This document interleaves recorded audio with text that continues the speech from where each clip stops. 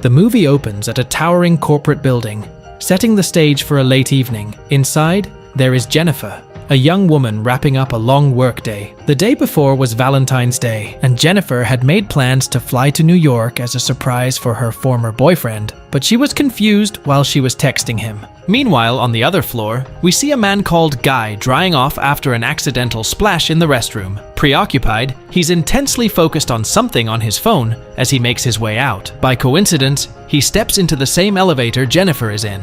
The two are strangers, each lost in their own thoughts, until he strikes up a conversation. Through their conversation, Jennifer learns that the office will be closed for the next 5 days due to an upcoming holiday. As they chat, the man's gaze shifts to a peculiar drawing on the elevator wall, a boy seemingly trapped inside a box. Intrigued, he points it out to Jennifer, but just then, the elevator suddenly halts mid-journey. Guy quickly tries pressing the elevator's call and emergency buttons, managing to get the attention of a security guard briefly, though no assistance comes through. Both Jennifer and Guy exchange uncertain looks, shake hands, and face the camera, uncertain of what lies ahead. Both of them tried calling for help, but the lack of cell signal in the elevator blocked their efforts. Jennifer starts to feel anxious.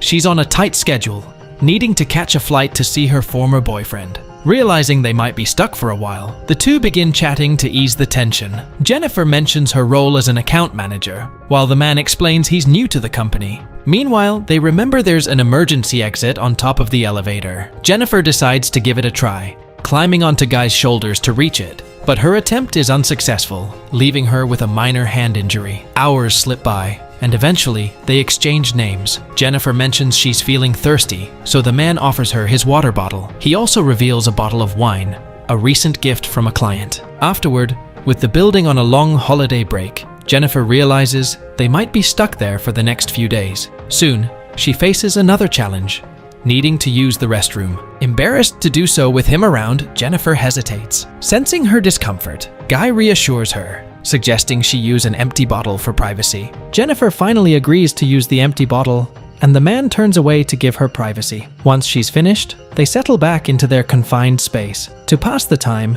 Jennifer decides to add her own drawing, a girl, to the elevator's wall art. Hours continue to drag on, so they fill the time with casual conversation and games. Meanwhile, Jennifer asks if he has any close friends or a girlfriend who might come looking for him. He admits he has no one, and in fact, no one even knows he works in this building. Jennifer nods, sharing that her situation is a bit similar.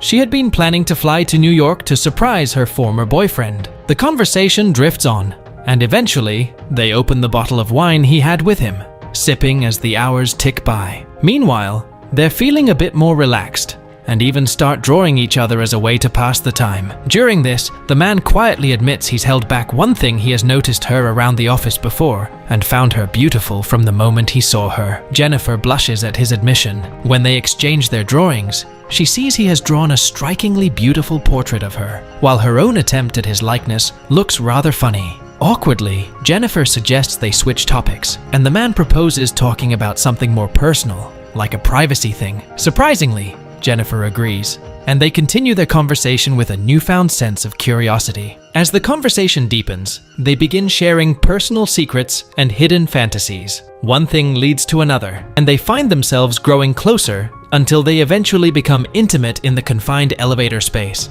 Afterward, Guy admits to Jennifer that he's developing real feelings for her, hoping for something more. But Jennifer pulls away, explaining that her heart still belongs to her former boyfriend, and that once they're freed from the elevator, they'll go their separate ways. Feeling let down, Guy had hoped for a deeper connection. When Jennifer insists their encounter was casual, his frustration shows. Trying to be transparent, he admits he hasn't been entirely truthful. He's not new to the office. In fact, he's noticed her many times, knows her late-night routine, and has been more aware of her than he initially let on. The man then reveals something that shocks Jennifer. He shows her his phone, which has CCTV footage of her leaving the building each night. He isn't just a fellow employee, he's actually the building's security guard, watching her daily through the cameras. Everything that happened, their time stuck in the elevator, the long hours spent together was orchestrated by him to get closer to her. Their accidental confinement was no accident at all. He takes out a key to the elevator, explaining she's free to leave if she wants, and with a flick, he starts the elevator again. Furious and feeling betrayed, Jennifer lashes out, accusing him of kidnapping her and promising to report him to the police once they're out. This threat stops him cold, and in a panic, he halts the elevator once more. A scuffle ensues as Jennifer tries to grab the key from him, but in the struggle, the key snaps. Now they're genuinely trapped with no way out. Enraged, Jennifer strikes him with her sandal, and he retaliates by shoving her down. The confrontation escalates until both hit their heads in the confined space, knocking each other out. Afterward, both Jennifer and the man slowly regain themselves. Jennifer, trying to make sense of the situation, questions why he's the only security guard around tonight. He explains smugly that there are actually 3 guards assigned to the building. However, he convinced the other 2 to take the night off. One of them, Teddy, had a date planned, so he took advantage of that and arranged to cover the shift alone. Hearing the extent of his manipulation, Jennifer calls him a kidnapper, which sends him into an angry, erratic spiral. Then he totally loses control of himself. In a sudden, unsettling move, he grabs Jennifer's purse and rummages through it, pulling out a shirt she'd brought as a gift for her former boyfriend. Then, he puts the shirt on himself, mocking her plans. Then, he orders her to open a second gift box she has with her. Terrified, Jennifer complies, revealing a cigar and lighter inside. The man lights the cigar, staring at her with an intense expression that makes her shiver, forcing her into silence. Meanwhile, Guy finally notices something about the elevator. The screws are missing. Realizing this might mean an emergency exit could be above, he climbs up to check, and sure enough, he discovers an exit that could help them out. The man asks Jennifer to help him climb through the emergency exit, promising to open the elevator from the outside once he's out. Jennifer, however, doesn't trust him at all and counters with a suggestion of her own. She'll go up first and convince him. Sensing she might leave him stranded, he's initially hesitant, fearing she'll betray him. But when Jennifer assures him they'll go on a date after they escape and promises not to call the police, he decides to trust her and lets her climb out. As soon as Jennifer is out with the help of Guy, she leaves him behind, ignoring his calls for help, instead insults him. Furious, he realizes he's been tricked. Meanwhile, Jennifer heads toward the building's exit, hoping to make a clean escape.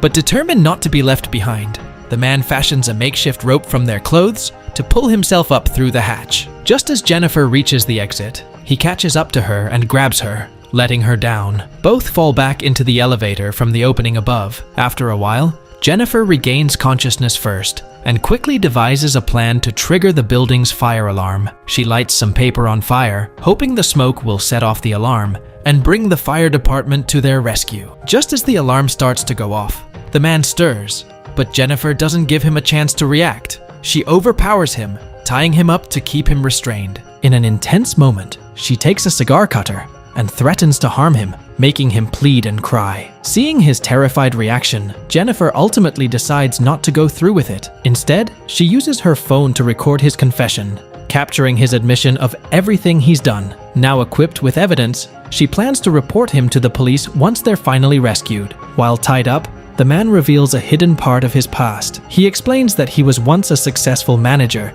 as he had mentioned before, but his life changed after a tragic accident. One night, during an intimate moment in his car, they accidentally drove off the road. He survived, but the woman with him didn't, resulting in his arrest and a 6-month prison sentence. Afterward, unable to find a job, he eventually became a security guard. He admits that he arranged the elevator trap, knowing Jennifer would likely never consider dating a security guard. It was his desperate attempt to get close to her. Meanwhile, in another part of the building, the other security guard, Teddy, has returned with his girlfriend for a quick tour of the premises. Glancing at the CCTV monitors, he notices 2 people trapped in the elevator and quickly heads over to help them. Teddy arrives and pries open the elevator doors, passing a manual key to the man inside so he can unlock it if needed. But the man insists he still needs help, luring Teddy into the elevator. Once Teddy steps inside, the man suddenly activates the lift, leading to a fatal accident. Jennifer, horrified by the scene, starts to panic, but before she can escape,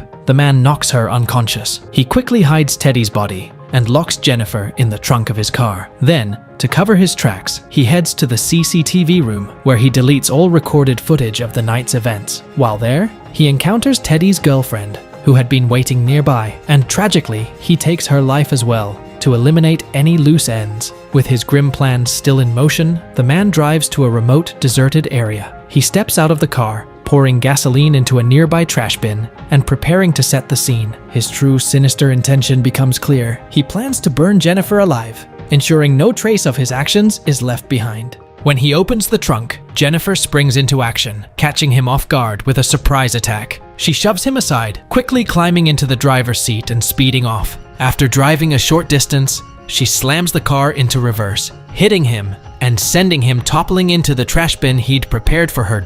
Then, Jennifer steps out, grabs the gasoline, and sets the trash bin alight. The flames engulfed him, and he became lifeless. The movie concludes with Jennifer standing resolute, having turned the tables on her would-be captor and escaping his dark plan. And with that, the movie ends. We hope you enjoyed our video. Watch the next recaps on the screen, and don't forget to subscribe for more amazing recaps. See you in the next one.